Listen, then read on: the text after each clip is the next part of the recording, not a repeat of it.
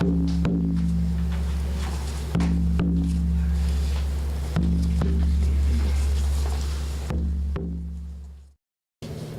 second quality is in that expansion of identity, there's a dismantling of heroism. Any heroes in the room? I used to be a hero. Oh, you're not going to admit it? I'll get it out of you. So there's two choices. You're either a victim or you're a hero. There's really no other choice when you're a wounded boy man, because you're a victim, or you got to compensate and try to save your family, save the world. And that becomes really annoying, doesn't it, to be around these people? So I really annoyed a lot of people for the first half of my life, being like this hyper-heroic, gonna save my family, gonna save the world. And it's, what's that old saying in Appalachia? It's like putting perfume on the pig. The wounds are still there. The wounded boy is still there.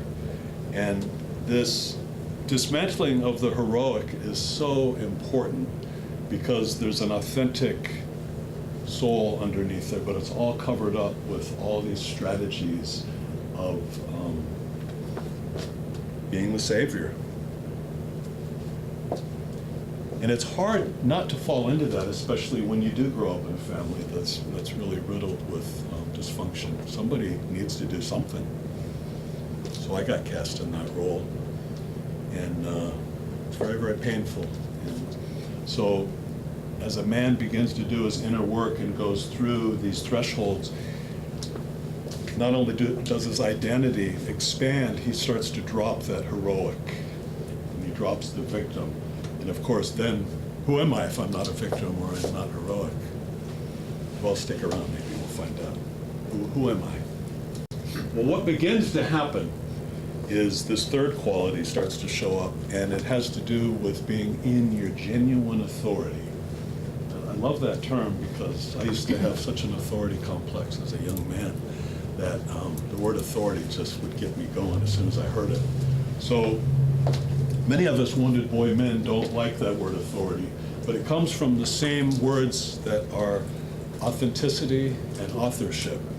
So as a man begins to wrestle at this threshold and become more authentic, he actually begins to be the author of his own life, not somebody else's life.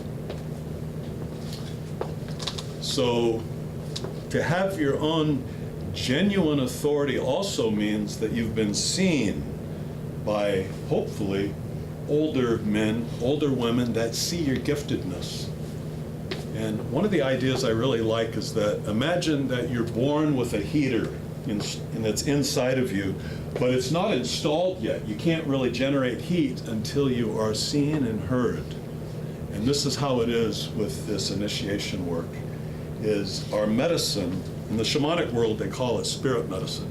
Your spirit medicine is not really installed and engaged, and you're not really able to bring it to the world until you are seen and heard. Okay? So that's when the genuine authority starts to come. You start to become not only more comfortable in your own skin, you have a sense of purpose. An interesting thing about people that are more in touch with their soul's purpose is it gets a little wacky in there sometimes, doesn't it? It gets highly eccentric, and it doesn't look like you thought it might look, and your friends and culture might tell you so, but it's our job to stay true to it. Like, I didn't know I'd be up here reciting poems years ago. Had no idea, but that seems to be where my soul wants me to go. So we got expansion of identity, we got dismantling the heroic, we got genuine authority. What's next?